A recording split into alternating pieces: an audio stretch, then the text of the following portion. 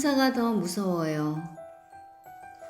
1998년부터 2001년경은 필자가 교직 준비를 하다 말고 갑자기 남의 일을 대신 처리해 주다가 부동산에 눈을 돌리면서 아무것도 없는 사기꾼들이 득실거리는 집단에서 세상 경험을 하던 시기입니다.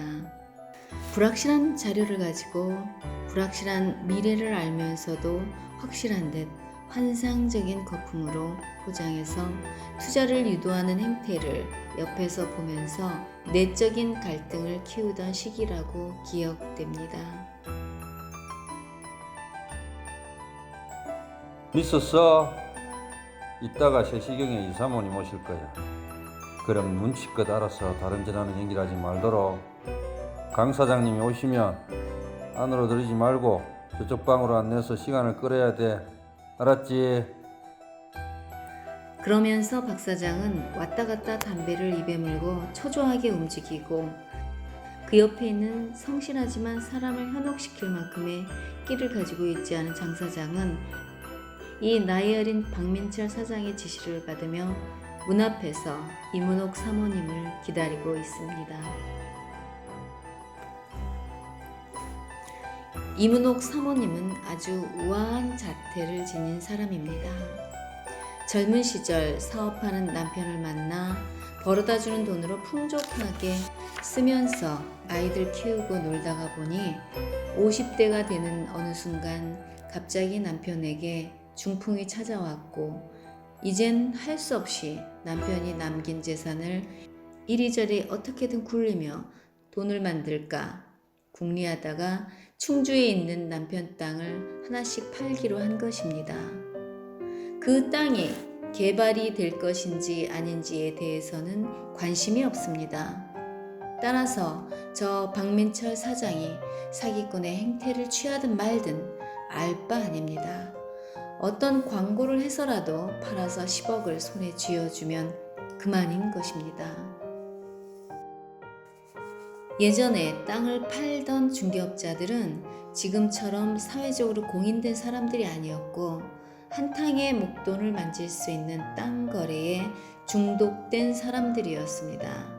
여기 박민철 씨는 전형적인 그런 사람이고 이 사모님은 말한 대로 약속을 지켜 목돈을 손에 쥐어주는 관계로 아주 우량한 고객인 것입니다.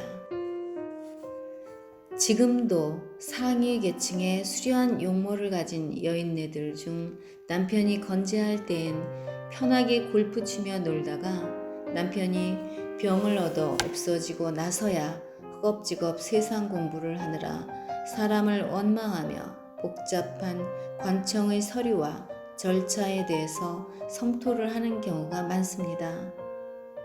그러면서 따라오는 불평소리는 우리나라는 왜 이리 서류가 많고 복잡하지? 다른 나라는 그냥 사인만 하면 간단하고 그만인데 우리나라는 아직 멀었단 말이야. 불편해. 너무 불편해. 또 욕심대로 보상은 일어나지 않는 사안에 대해서 짜증 섞인 소리를 냅니다. 내 땅이 도로에 들어가는 바람에 나머지 땅이 맹지가 되어버렸어. 아니 자기들이 땅을 가져갔으면 출입을 할 수 있도록 만들어줘야 할 거 아니야. 맹지와 도로에 출입 가능한 토지의 자산가치 차이엔 매우 똑똑하지만 토지며 자산들이 바로 사회의 자산이라는 인식은 어디에도 없는 무지한 생각들이 표출되는 순간입니다. 바로 우리 자신의 모습이기도 합니다. 이러한 일련의 경험들을 옆에서 지켜보면서 사회를 공부하던 필자는 방황하면서도 양심의 소리가 무서워 정도를 걸어가려 애를 씁니다. 그랬더니 이상한 현상이 벌어집니다.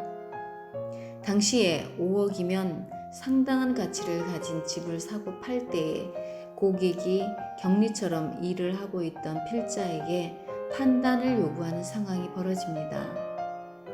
필자의 입에서 나오는 한마디가 여기 사무실의 매출을 좌지우지하게 되는 이상한 현상 앞에서 필자를 대하는 두 사장의 자세가 바뀌게 됩니다. 무서운 사람이라고 표현하기도 했습니다. 그리고 1년의 사태가 있어 서서히 인연이 없어지더니 이젠 서로의 기억 저편으로 사라집니다. 각자의 역할이 다 끝났기 때문입니다. 위 시는 그런 시절에 우리들 생각에서 일어나는 쉽고 커다랗게 보이는 길과 어렵고 이익이 없을 것 같이 보이는 좁은 길 사이에서의 갈등을 표현한 것입니다. 누가 악마이고 누가 천사일까요? 한탕을 노리는 박 사장이 악마일까요? 우아한 듯 보이는 이 사모님은 천사일까요? 이리저리 열심히 고객을 실어 나르는 장 사장은 또 천사일까요? 필자는 또 천사일까요? 그 당시 아직은 깨달음이 멀어서 다시 수험생으로 돌아갑니다.